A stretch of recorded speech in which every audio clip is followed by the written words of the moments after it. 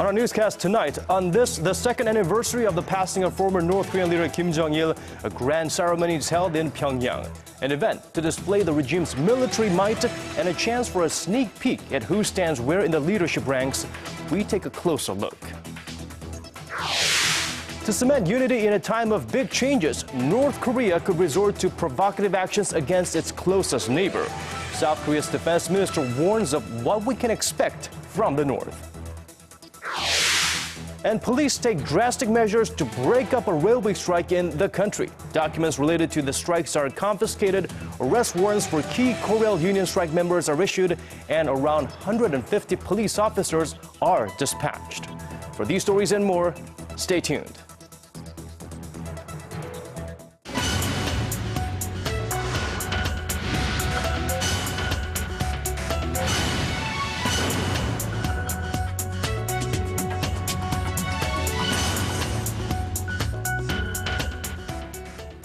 It is 4 a.m. in Washington, 5 p.m. in Beijing, and 6 on a Tuesday evening here in Seoul. Welcome to Early Edition at 6. I'm Moon Gon-young. And I'm Daniel Cha. Thank you for joining us. We begin in North Korea, where a grand ceremony was held showing who stands where in North Korean leadership command. Where North Korea vowed to unite behind leader Kim Jong-un during carefully staged events on this Tuesday to mark the second anniversary of his father's death in an attempt to show it has returned to business as usual after the purge and execution of his once powerful uncle last week. As a stadium full of military and party officials paid homage to former leader and Kim Jong-un's father, Kim Jong-il, outside and analysts had their focus on the seating arrangements, parsing for clues about the regime's new power structure. Our national defense correspondent Han Da-eun starts us off. It appears North Korea's military Politburo chief Choi Ryong-hae has replaced Chang Song-taek as the state's second most powerful man. As many had expected, the bureaucrat-turned-military official was seated right next to Kim Jong-un during a national ceremony marking the second anniversary of the death of former leader Kim Jong-il. Choi's seat was one seat closer to Kim Jong-un than he was at last year's ceremony, signaling his promotion. Speculation is also rife that Choi, who is known to be a hardliner in the military, was one of the main figures behind the expulsion and execution of Chang, who was a moderate. Next to Choi were Chief of the General Staff of the Korean People's Army Lee Young-gil and Minister of the People's Armed Forces Chang Jong-nam. To Kim Jong-un's right was Kim Yong-nam, the president of the Presidium of the Supreme People's Assembly and the nominal second-in-command, who got the ceremony started with a keynote speech. Prime Minister Park Bong-ju, who's in charge of North Korea's economic reform plans, was seated next to him. Despite concerns that more Chang Song-taek followers will be purged, some of his close aides were present at the ceremony. But Kim Kyung-hee, Chang's wife and the daughter of the state founder Kim Il-sung, was absent, presumably for health reasons. Although Kim Jong-un's wife Lee Seol-ju was also absent from the ceremony, she made an appearance with Kim Jong-un at the Kumsusan Palace of the Sun, where the bodies of North Korea's founder Kim Il-sung and his son Kim Jong-il lie in state. This was Lee's first public appearance since October. Han Da-eun, Arirang News. Now, North Korea's ceremony marking the second anniversary of North Korean leader Kim Jong-un's father is closely being watched by analysts as it offers insight into the regime's new power lineup following the execution of a powerful family ally. Joining us live is Professor Andrei Lankov from Kookmin University in Seoul. Professor Lankov is a native of the former Soviet Union and lived as an exchange student in North Korea in the 1980s. He is one of the world's leading experts on North Korea. Professor Lankov, thank you for joining us. Thank you. Thank you for inviting me. Now, Professor Lankov, during the ceremony that we watched today, Kim Jong-un sat front and center below the image of his father, which was festooned in, of course, gold-colored flowers. Now, what's your overall first impression of this first major event since Chang Song-taek's unexpected ousting and execution?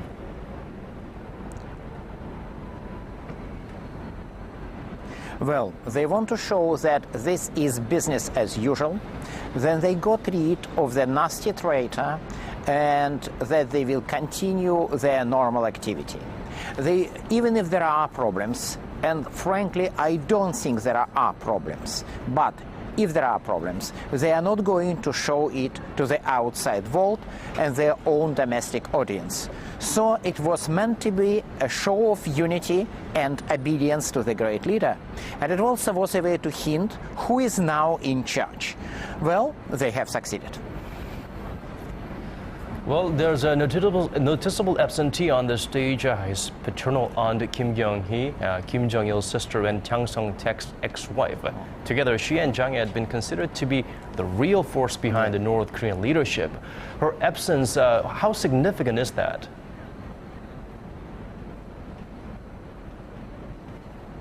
Not much significant. She was sick anyway, and obviously her political participation in the last year or two was not as large as many people expected. And as a matter of fact, even if she was involved with the purge and execution of her father, there are rumors that she was herself involved. I am skeptical. But even if this is really the case, it's not a proper thing for a widow to show up and to take part in the official events just immediately after the violent death of her husband. And even though it was never officially admitted that she is his wife, many people in North Korea are perfectly aware of this. So whichever is her current situation, it makes sense for her to keep low profile for a few months at least, maybe longer. So they already indicated that she is alive and politically still a member of leadership, because she was included into the funeral committee for one of the regime dignitaries who had recently died.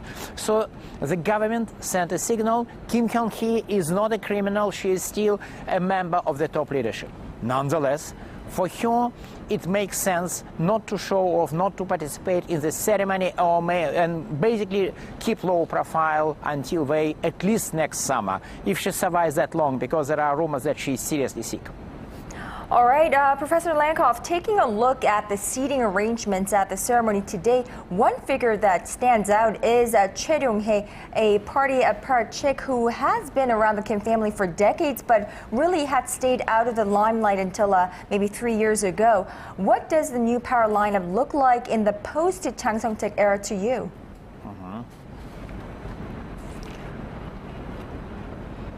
Well, it looks like that Choi Ryong-hae has replaced Chang Song-taek as number 2. Of course, it's a very distant second to great Kim Jong-un himself. So he seems to be the chief advisor for the time being, and it's likely he will keep this position for a while. All others, well, not that prominent.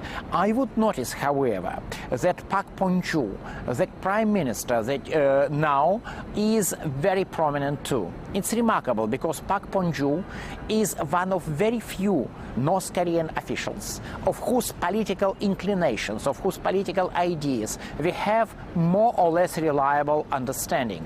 Because in most cases we don't really know whether a particular official is a hardliner, softliner. It's usually speculation.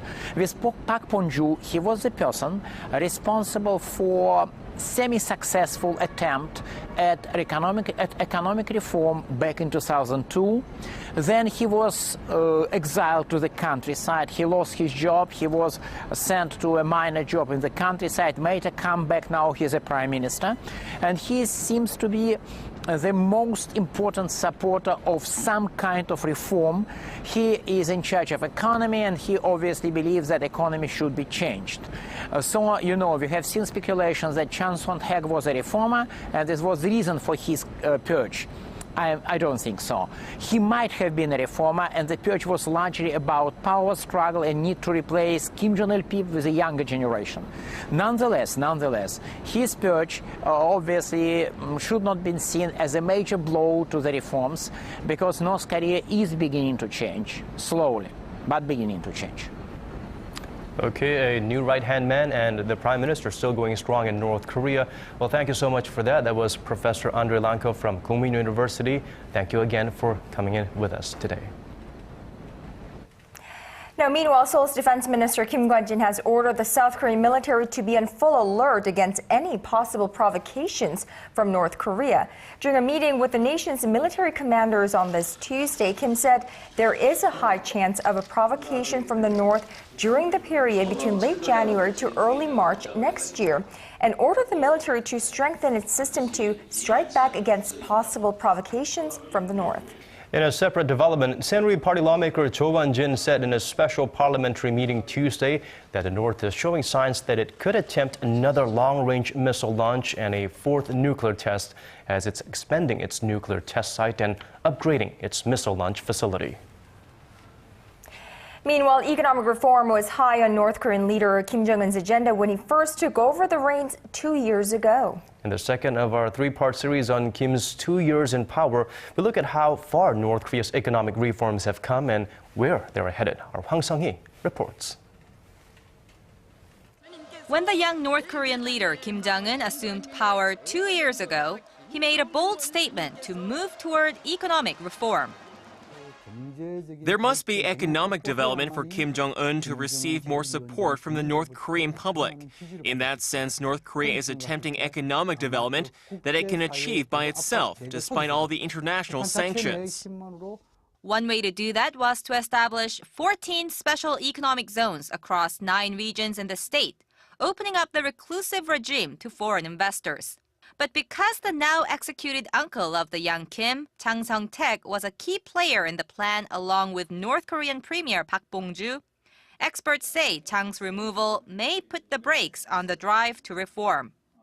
Park Bong-ju lost his big partner in the North Korean politics.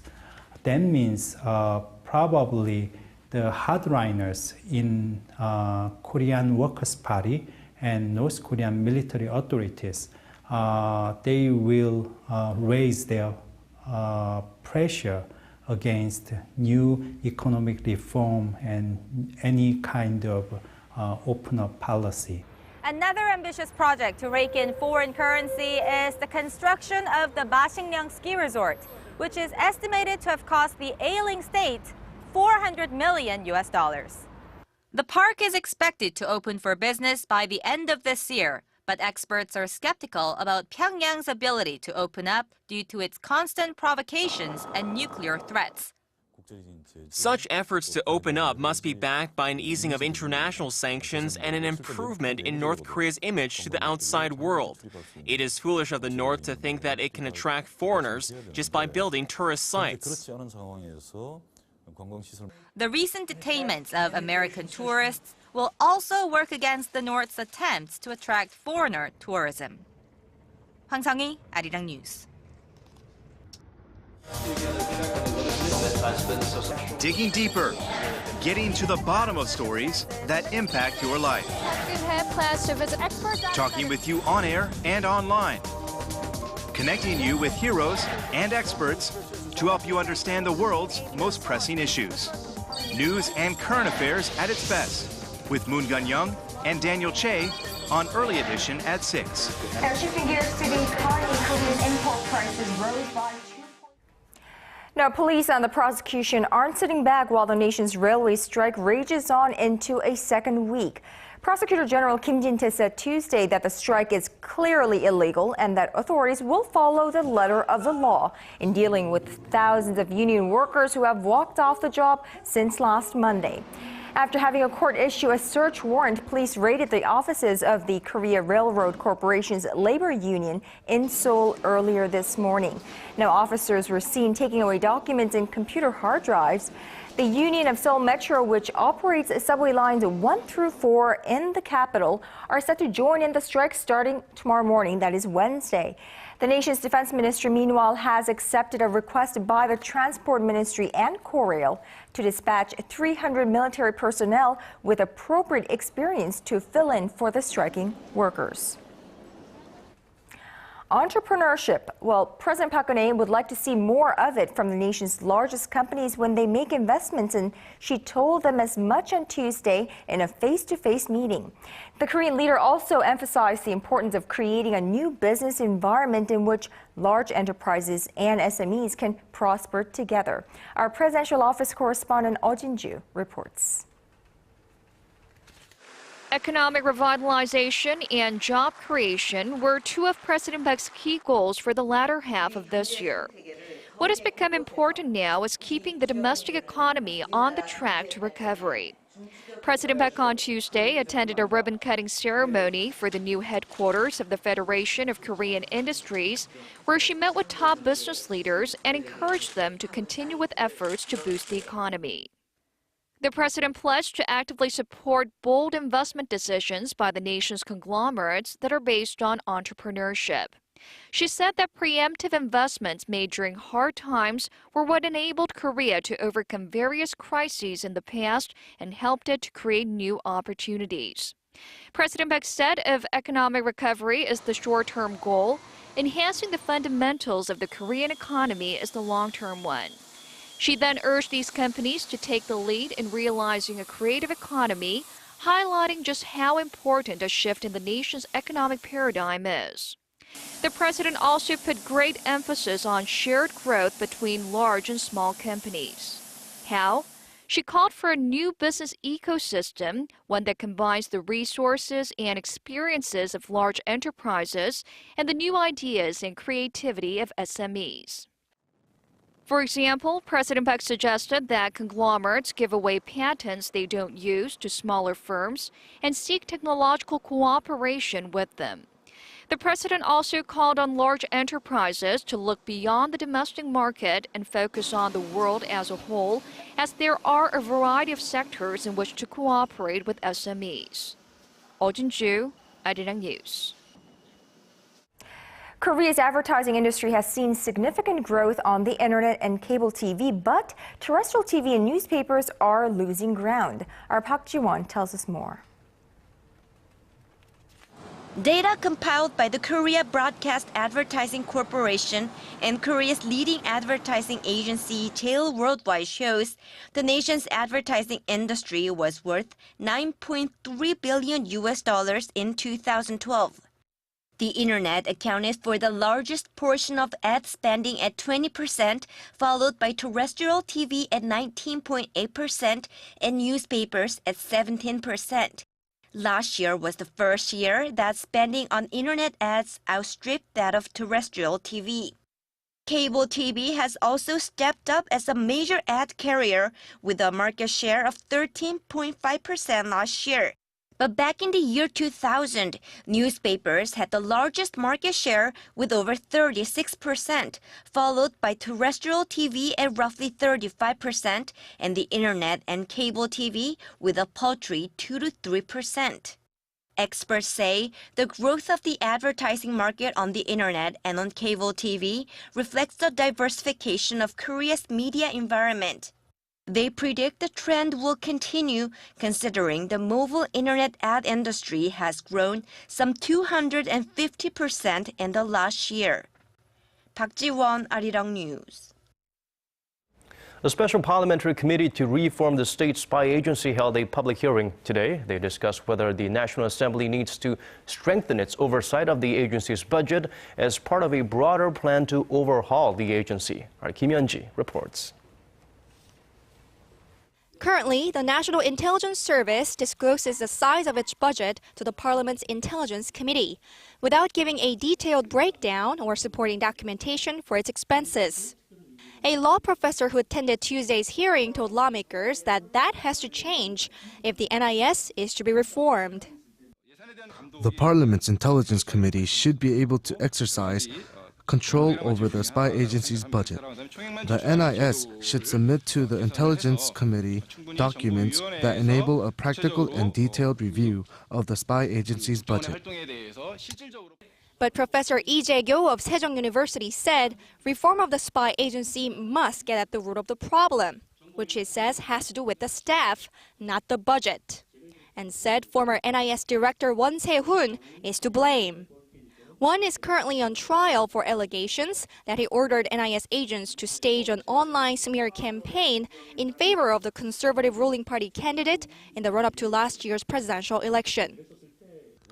Former NIS chief Won Se-hoon mistook the progressive left wing and the pro-North Korea faction as one, and that was the root of the problem. For instance, Won told NIS agents that those who support free school meals here are North Korea loyalists who receive orders from Pyongyang. He also ordered the NIS to launch a war on the internet, saying that the internet is being occupied by North Korea followers. However, others argued the issue with the spy agency is more of a structural problem. They say the spy agency's power and influence in Korea is disproportionately large. The NIS reports directly to the president, and the current law authorizes NIS agents to not only collect and compile intelligence, but investigate crimes of insurrection or rebellion. The power to investigate must be separated from the spy agency because the authority is a fundamental right of the executive branch. Taking these views into consideration, the special committee will start deliberating on how to amend the spy agency law to carry out the necessary reforms Wednesday. However, the process is expected to be tough as the rival parties are wide apart on what the scope of the reform should be. Kim Hyun-ji, Arirang News. And now over to tensions in the South China Sea. China has dispatched 40 fighter jets to the area, seemingly in response to a standoff earlier this month between a Chinese and U.S. warship. Our Yu Lian has the details.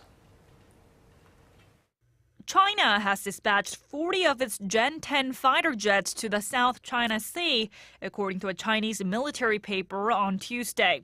The move is widely perceived as an attempt to prevent additional standoffs with the United States in international waters. The United States over the weekend revealed that one of its warships was approached by a Chinese Navy ship last month in the South China Sea. Despite radio warnings, the U.S. says the Chinese vessel did not stop, forcing the U.S. ship to take evasive action just 450 meters from collision. The incident underscores the rising tensions between China and the U.S. following Beijing's newly declared air zone further north in the East China Sea. It's also prompted Washington to defend its right to sail freely in international waters and to raise a formal protest against China through both diplomatic and military channels.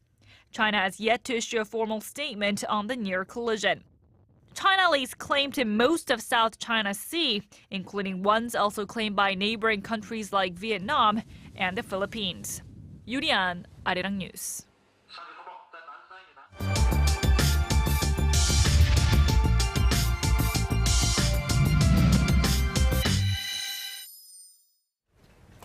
It was roughly 20 years ago that Japan's middle class started to collapse.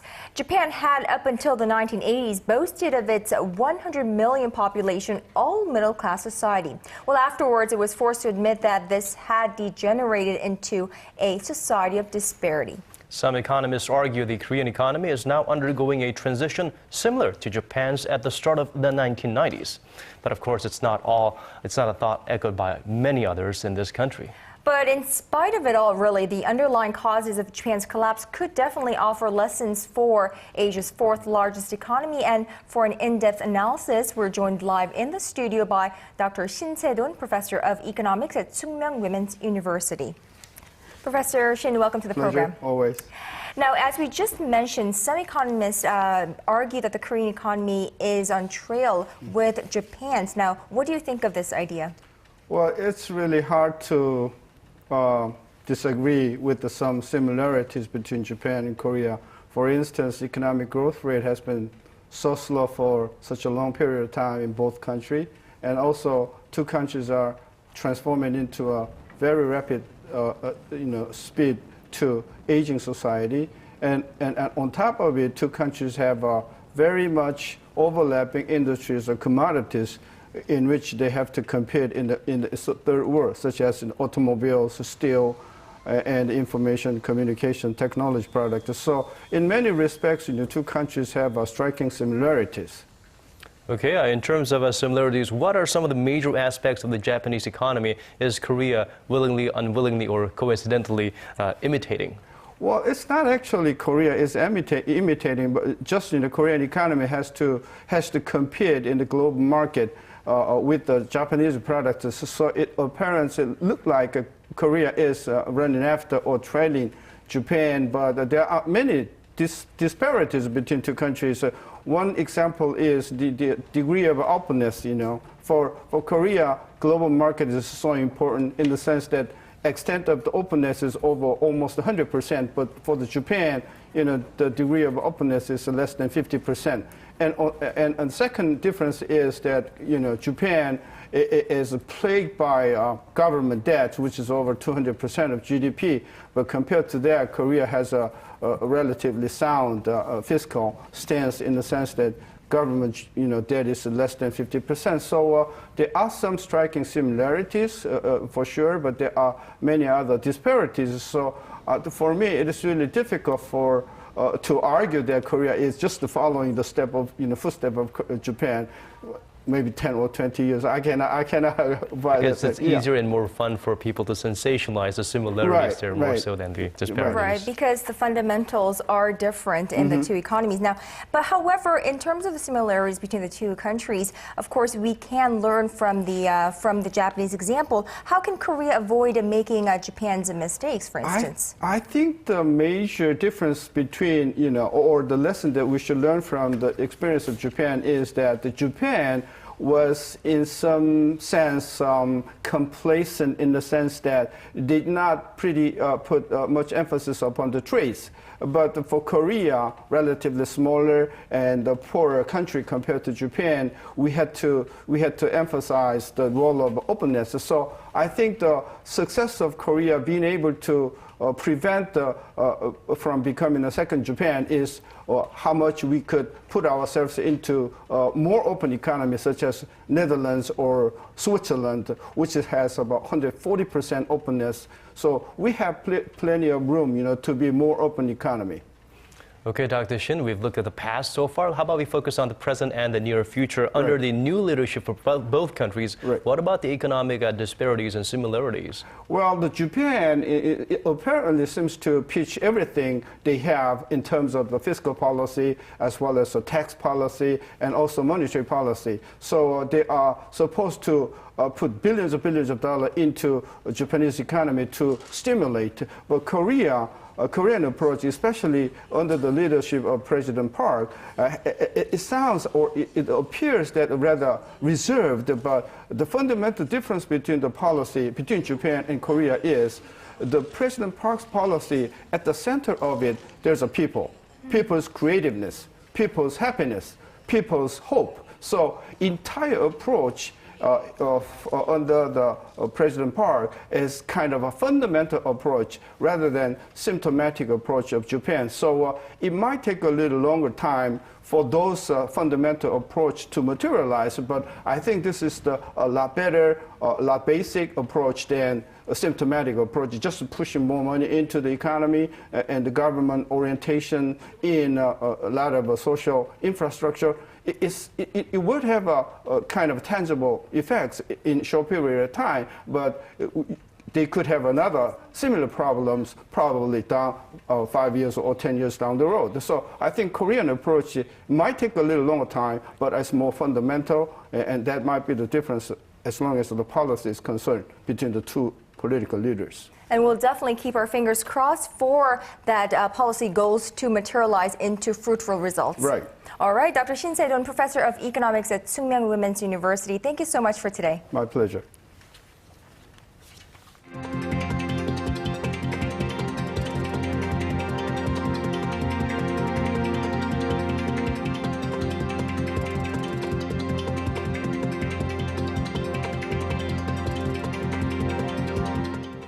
Well, we are out of time. We hope it's been a very informative 28 minutes for you. Thank you for watching. This has been Daniel Che. And I'm Moon Gwangyang. Thank you as always for being here with us. Hope you enjoy the rest of your evening, and we'll see you right back here same time tomorrow. Good night.